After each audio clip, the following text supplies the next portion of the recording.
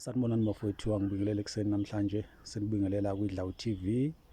Lixoxa lenyosi ulizwe umgubazi kazwa ngendaba. Bafowethu, namhlanje ngithake sixoxe ngenhlonipho. Inhlonipho ibalulekile kithi isizwe esimpisholo, isizwe sikaMageba. Inhlonipho iyona ekhulisa umuntu. Noma ungahamba kuphi, into yokuqala uma sikhuluma ngesiko lakithi lesintu, sikhuluma ngenhlonipho. Ngisho noma uyoshisa impepho uyoguqa emsamo, kudingeka ukuthi umuntu engadakwa, aguqe emsamo umuntu omsulwa. Kakhulu namhlanje ngizoxoxa ney'ngane zethu ukuthi bantu abami, ake nifunde ukuthi ukuhlonipha.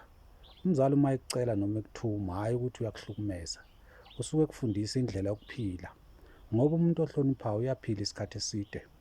Uzofunda ukuthi uma uqala ukuhlonipha abazali bakho, uzohlonipha nomhlaba, nezinto ezamagugu esizwe sakithi uzoyihlonipha.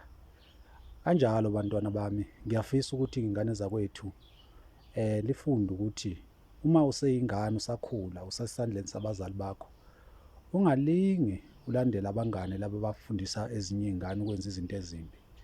Izinto zokuqala nje ufuna uyigweme, ukubhema, ukuphuza uphuzo oludakayo useyingane, ngoba zonke lezi zinto zizofika uma usukhulile, uma usuthombile, usukhulile nawe usunekwakho, noma usuganiwe noma usuganile, usungayenza noma yini ngoba manje usukhulile. Kodwa isuke ikhona inhlonipho, unembeza bekhona ukuthi ubaba wathi angingazenzi izinto ey'thile, umama wathi angingazenzi.